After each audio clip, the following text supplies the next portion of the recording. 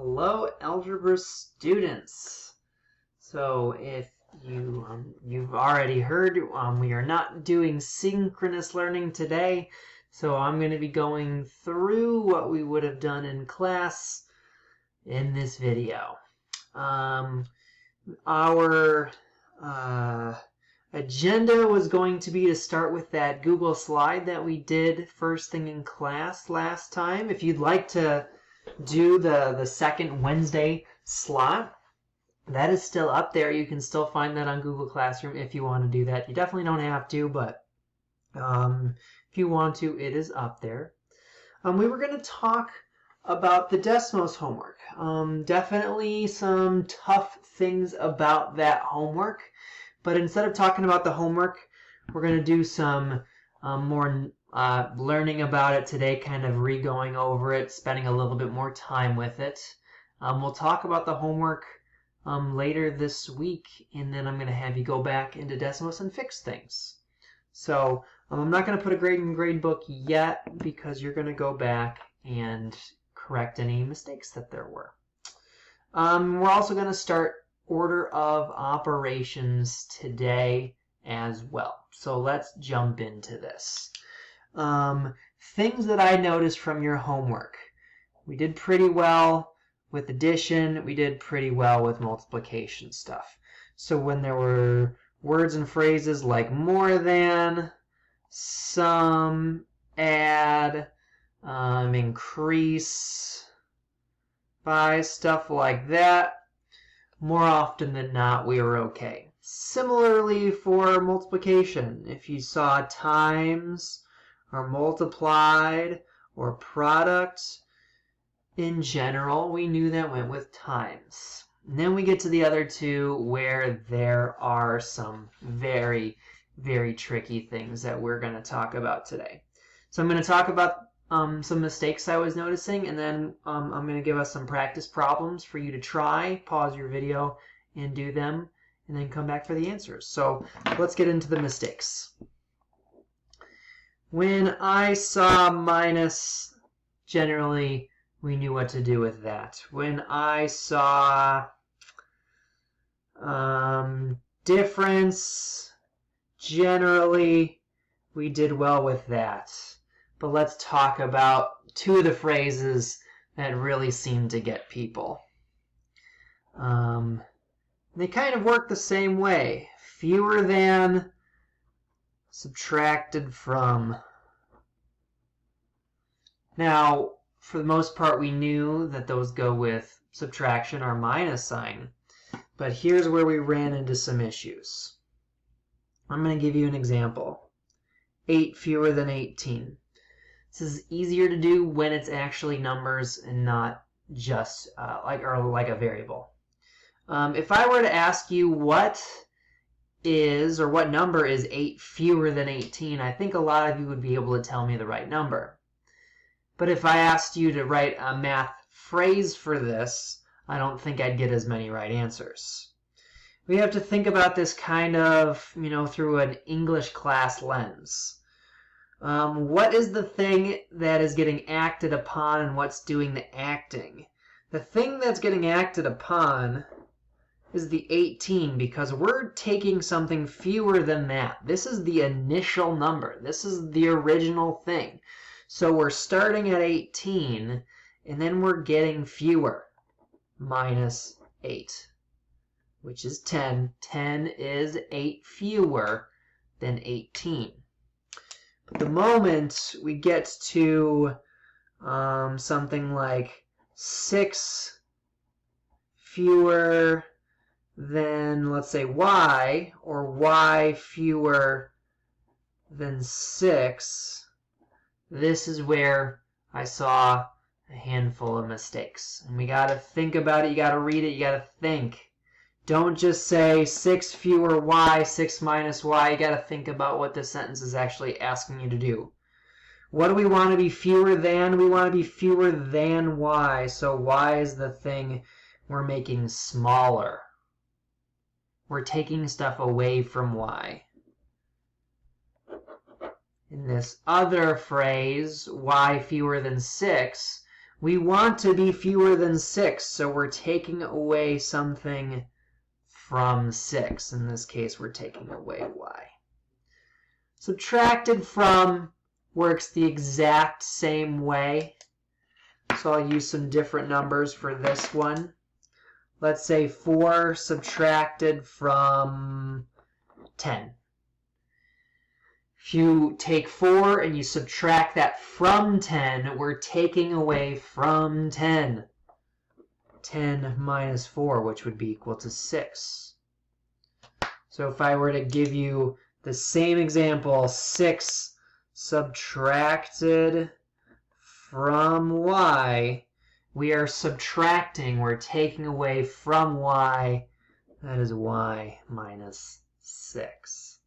So these two kind of work together.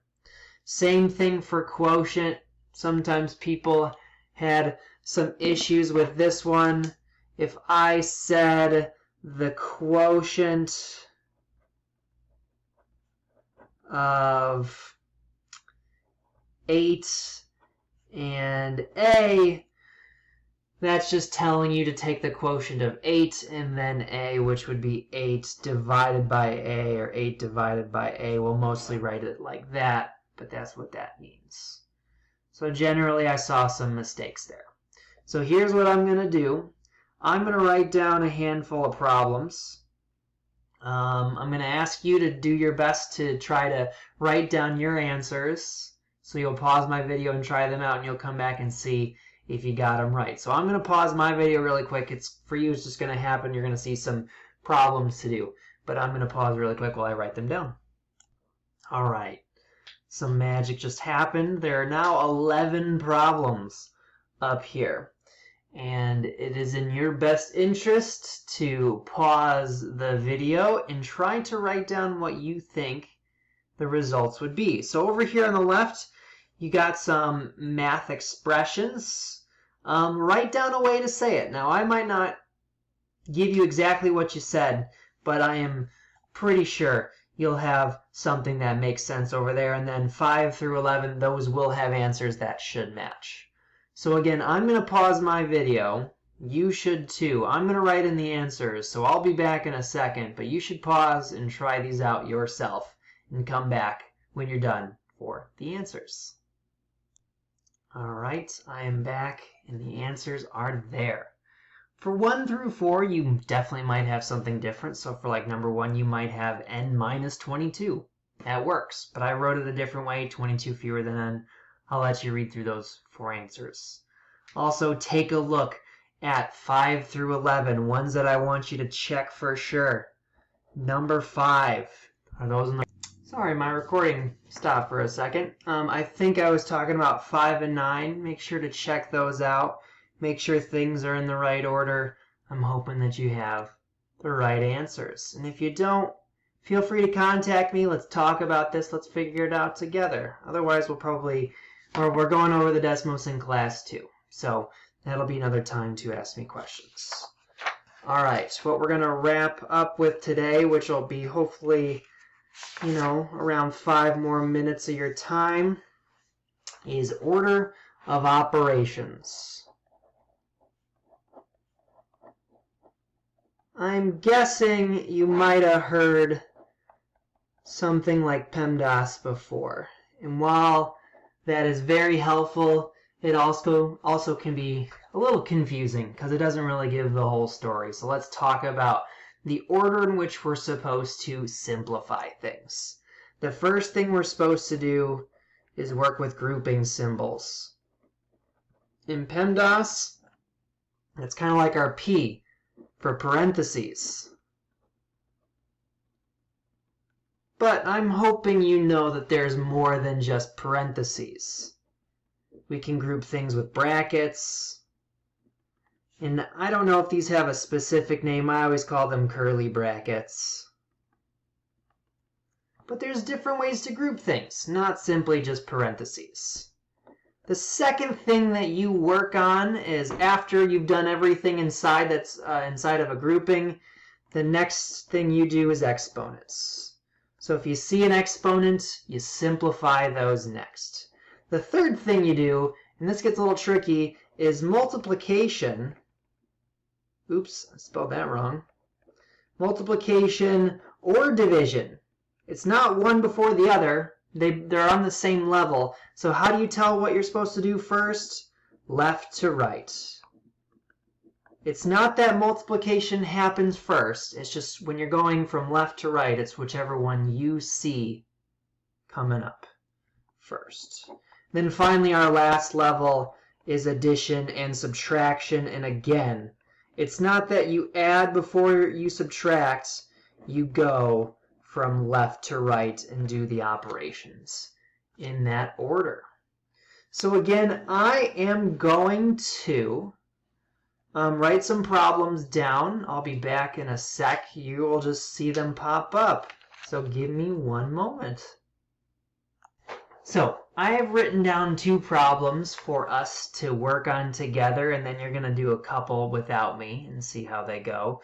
The one thing I am going to ask, please do not use a calculator for this. See what you can do without it. A calculator knows the order of operations, but you have to know how to do it without one. So try not to just type all of this in a calculator and say, I can do it. You got to be able to do it without one. So looking at the first example, thinking about grouping, exponents, multiplication, division, addition, subtraction, the first thing I see is this grouping right here. So we're going to work inside that group until we have hopefully one thing left. So I see subtraction and addition. They're on the same level. So we're going to go from left to right. So the first thing we're going to do is 3 minus 2, which is 1. And then we're going to add that 1 right there, and we get 12 divided by 2. Now I don't need to write those parentheses in that case. I just did because it was there. But you are more than welcome to just not write those anymore when we're down to that one last number. And then 12 divided by 2 is 6. So make sure, you might have to replay that again. I went through it a little quick, but make sure that that's making sense. Common mistake right here. Don't make this mistake. We would not add that 2 and that 1 together first. You could, but you have to think about that 2 is a negative in front of it. It's a minus. So you could do it, but you might make a mistake if you're not thinking about the sign on that 2. So be careful. This is not 3 minus 3. This is not 3 minus 3. Looking at the next problem, I see division, I see grouping, I see subtraction, I see addition. So the first thing we're going to do is our grouping. There's only one operation in our group, which is 5 minus 3. So we get 2. And I'm not going to write the parentheses this time because we only have one number. We do the division before we do the addition. So we got to do 8 divided by 2, which is 4. And then we add 2. And would you look at that, we get 6 again. Unless I'm making some silly mistakes, which is always possible. So make sure to check my work. All right, last thing. I might not have given you everything you need, but this is your time to work. So I'm going to give you 4 more problems. I'm going to give you some answers, and we're going to see if it makes sense. And if it doesn't, that's what we're going to talk about when we get back together in class. So I'll be back in a second with your extra problems. All right, here are your 4 problems. As you will see, the difficulty has increased dramatically. But with these first couple algebra topics that we're doing, I'm seeing what you are currently capable of. So pause the video, do your best, see what you get when you simplify them, unpause, check your answers, and if you can't get something, send me a note. I'll help you out, or we'll talk about it in class, but I should be available today to help you out. So pause your video, try these problems out. All right, so the answers for 3 through 6, 2, 33, 9. I actually showed a little bit of the work for number 5. It's actually a problem that you see passed around on social media every once in a while. Like, what is the answer to this? the way that it's written on this paper, it should be 9. And then finally, number 6, that one's a doozy. It's negative 18. That one is definitely tricky. Okay, so your homework tonight, here is what you're going to try to do. You got 3 things. On Google Classroom, there is a Google form. I want you to take that Google form. I want you to do that Google form. Number 2, there is a flip grid. There's a link in the Google Classroom. I want you to click on it. I want you to join, and I want you to make your video for my topic. If we can't figure that one out, we'll get to it in class, but I'm imagining you'll have no issues getting into that.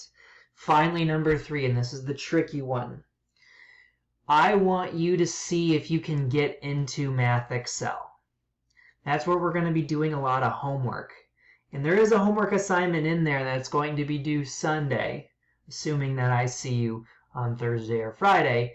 But what I would like for you to try to do today is to figure out how to get into Math Excel. If you can get in, great. If you can't, we'll go over it. But I'm hoping that you can find it. And the directions for where to look will be linked on Google Classroom as well. So, sorry for the long video. For the future, if you're ever trying to learn from videos, life hack right here, you can always play it like at 1.5 times speed. It'll go faster. But yeah, you can keep that in mind for next time. I hope you have a great Wednesday, and I hope to see you in eSchool soon.